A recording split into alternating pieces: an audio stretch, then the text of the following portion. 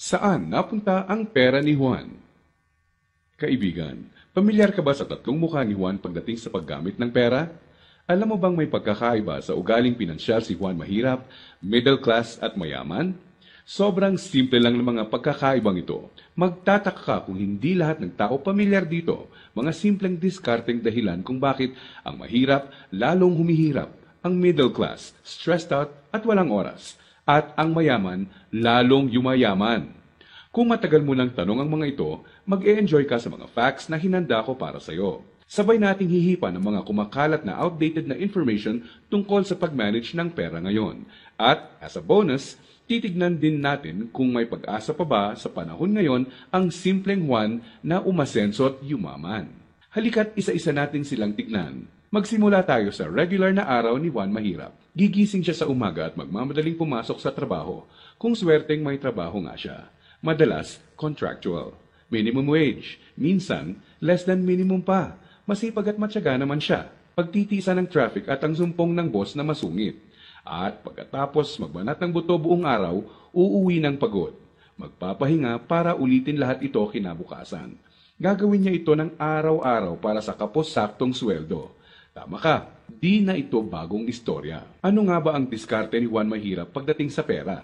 Bago ang pag-iipon para sa pangkabuhayan, madalas nauuna ang Jollibee dito, sini doon, at ang silent killer ng bulsa. Bili ng kung ano-ano, kung saan-saan, kahit di kailangan. Mga abubot. Bakit? Kasi may sale, surplus, ukay-ukay, at tiyanggihan. Minsan lang at mura lang naman. Ang kadalasang mga dahilan, bibili kahit di naman kailangan. Ang resulta, wala pang A15 o A30, ubos na ang pera. Kaya uutang na lang. Gusto naman magbago ng buhay ng mahirap na Juan, pero magpapaulit-ulit ang kalagayan niya hanggat di niya nakikitang patong-patong na gastos ang bigay ng abubot niya, na pag naipon, pwede nang puhunan sa negosyo. Pero hindi masamang tao ang mahirap na Juan. Gaya ng sinabi ko, mukha lang ng diskarte sa pera to. Marami sa atin ang dumaan din sa mentality ng mahirap na Juan, di niya ito kasalanan. Maaaring misinformed lang.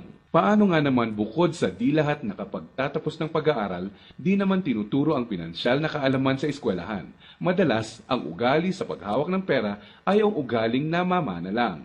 So, saan napunta ang pera ni Juan Mahirap? Dito na papasok ang tinatawag nating 1. Income at expense, at 2.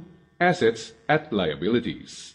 Huwag kang mag-alala, hindi economics class ng pinasok mo. Simple lang to. So ano nga ba ang praktikal na kahulugan ng income at expense at assets at liabilities? Unahin natin ang income. Ito ang perang pumapasok sa iyo. In short, income equals kita. Kapag lumabas naman ang pera, tinatawag natin tong expense. Sa madaling salita, expense equals gastos. Ngayon, ano naman ang assets at liabilities? Asset ang isang bagay kung binibigyan ka nito ng income o kita. At liability naman kung expense o gastos ang binibigay nito.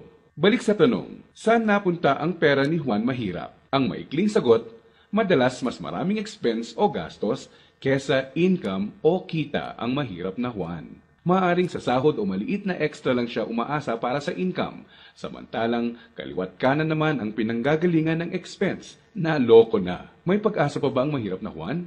Malalaman natin yan mamaya. Ngayon, tignan muna natin ang behind-the-scenes kwento ni Juan Middle Class. Sa unang tingin, okay na okay ang lagay ng middle class na Juan. Ang totoo niyan, malaki ang tsansang mapagkamalan mo siyang mayaman. May bahay, may kotse, at nakikita mo silang nagbabakasyon minsan.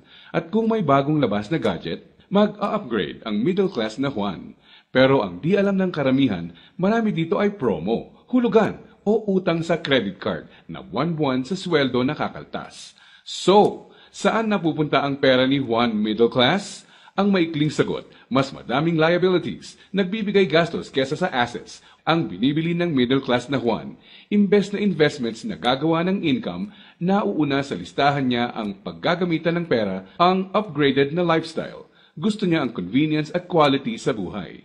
Tingnan nating halimbawa to. Kung traditional economics ang pagbabasehan, ang kotse at bahay ay madalas na sinasabing assets.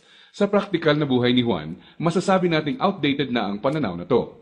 Sa definisyon natin ng asset, ang isang bagay ay asset kung gumagawa ito ng income. Pero madalas, pagka-down payment mo ng kotse, bahay o alahas, money out agad. Sa mga susunod na buwan, may babayaran ka ulit at huwag mong kakalimutan andyan pa ang insurance at tax. Money out nga naman, liabilities. Ang kotse ay nagiging asset lang kung nakakatulong siya ng gumawa ng income. Halimbawa na lang kung gamit sa negosyo.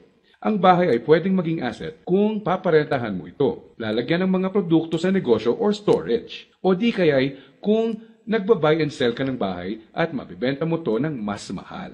So bakit walang oras at stressed out si Middle Class Juan? Para mabayaran ang mga liabilities, kailangang mag-overtime, kumuha ng mas maraming trabaho at maghangad na ma-promote ng middle class na Juan kung siya ay empleyado.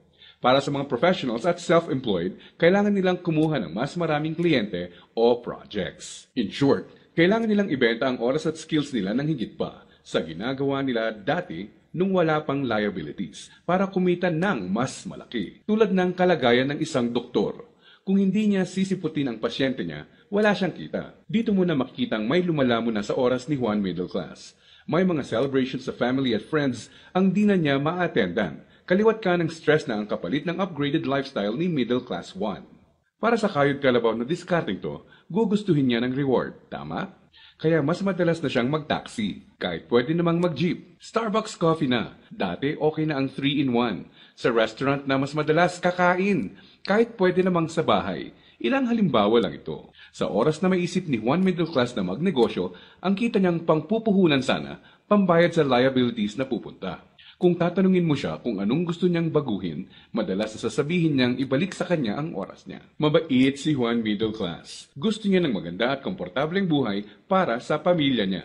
Magaling din siya sa trabaho o sa propesyon niya. Sa kasamaang palad, pagdating sa pinansyal na mindset, may outdated advice at information siyang dala. Ang dating akala niyang assets ay liabilities na pala. May pag-asa pa ba si Juan Middle Class? Malalaman natin yan ilang sandali lang. Ngayon, tignan muna natin ang sikreto ni Juan Mayaman. Alam mo ba na madaming Juan Mayaman ang mga self-made? Ibig sabihin, bunga mismo ng sariling pagod, sakripisyo at tiyaga ang tinatamasa nilang tagumpay. Simple lang kung susumahin mo ang lifestyle niya, may time and financial freedom. Maluwag ang buhay kung may kailangan. Choice sila kung ano ang sasakyan nila, saan sila titira, sino ang makakasama at makakatrabaho nila, kailan at saan sila magbabakasyon, at iba pa. In reality, mas madami din silang tsansang makatulong sa kapwa, gaya ng pagdodonate sa charity at pagsali sa outreach programs. Balik tayo sa tanong, saan napunta ang pera ni Juan Mayaman? Kapag may perang hawak si Juan Mayaman, sa asset niya ito dinadala. At sa asset na ito ay kikita pa ng mas maraming pera para sa kanya. At ano naman ang gagawin niya sa bagong kitang ito? Tama ka, i-invest ulit niya sa ibang asset pa.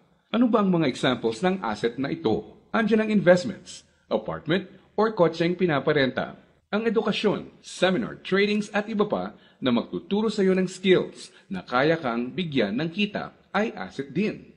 Sabi nga ng isang bumper sticker, if you think education is expensive, try ignorance. Ibig sabihin, kung tingin mong mahal ang edukasyon, subukan mo ang kamangmangan. Assets din ang mga negosyo, lalo na ang mga kumikita ng passive income. Paano ba napagtatrabahuan ni Juan Mayaman ang kanyang time and financial freedom? Ang sikreto? Passive income at leverage. Sa practical na ibig sabihin, ang passive income ay income na pumapasok kahit tapos na ang malaking parte ng trabaho mo dito. Konting oras na lang ang kailangan ni Juan Mayaman para i-maintain ang asset niya. Kahit natutulog siya, pumapasok pa rin ang kita. Hiramin naman natin kay Robert Kiyosaki ang ibig sabihin ng leverage. True leverage is the ability to do more and more with less and less. Ibig sabihin, ang tunay na leverage ay ang kakayanan na gumawa ng mas maraming gamit ang mas kaunti. Para mas madali nating maintindihan, gamitin nating halimbawa kung paano nagsimula ang isa sa mga pinakamalaking drugstore sa bansa. Marami ang nasira noong World War II. Pagkatapos nito, kinailangang mag-rebuild ng mga tao. Dito na papasok si Mariano K. Napansin niya ang mga demand sa isang uri ng antibiotic na tinatawag na sulfa drugs. Paano niya nalaman? Ginamit niya bilang leverage ang natutunan niya bilang empleyado sa isang drugstore bago pumutok ang World War II. Nung mga panahon noon na nagsisimula ulit ang lahat at kahit naman ngayon, ang taong may enough information kesa sa iba ay nakakalamang. Gamit ang 100 piso, bumili siya ng sulfathiazole tablets at kumita sa paglalako nito. Ginamit niya mga unang kita niya para bumili ulit ng mga tableta na ilalako. Hindi niya ginastos sa liabilities at abubot ang mga sumunod na kita. Nag-ipon siya at gumawa ng kariton. Ginamit niya ito para makabenta ng mas marami pa. Naging asset at nagbigay ng leverage sa kanya ang kariton. Taong 1945, nakaipon siya ng sapat na pera para ipatayo ang una niyang drugstore. Pinangalanan niya itong Mercury Drug. Ngayon, kahit natutulog si Mariano, may humigit kumulang 900 na branches na at 11,000 na empleyado ang mga nagtatrabaho para sa kanya. Leverage. Dahil dito, pumapasok pa rin ang passive income sa kanya. Pwede mong gawin ang ginawa niya. Gamitin mo ang pera mo sa pagsisimula ng pagkakakitaan. Andyan lang sa tabi-tabi ang mga negosyong kayang magbigay ng passive income at leverage sa iyo.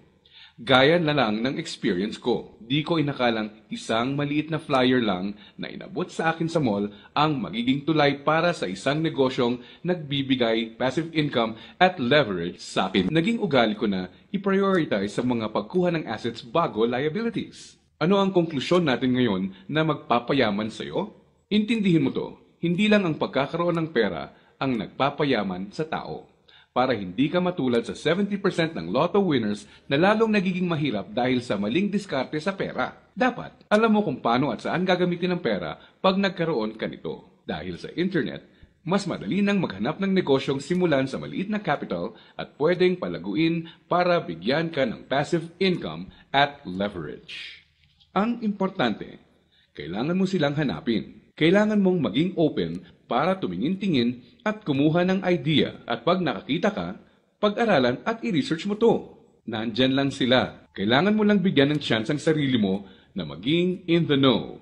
Ibig sabihin, kapag andyan na ang pagkakataon sa harap mo, alam mong di mo dapat palagpasin to. At sa pagkakakita ang papasukin mo, ipunin mo lang ang income mo. Gamitin mo to para palaguin pa ang assets mo hanggang ang kita ng assets at negosyo mo kahit di mo na directly pinatatakbo ay nagbabayad ng bakasyon, gadgets, kotse at bahay ng pamilya mo. Gaya ng mga self-made na Juan Mayaman, kaya mo itong simulan. So, si Juan Mahirap, unang binibili ay ang mga abubot. Si Juan Middle Class, unang binibili ay liabilities. At si Juan Mayaman naman, unang binibili ay assets.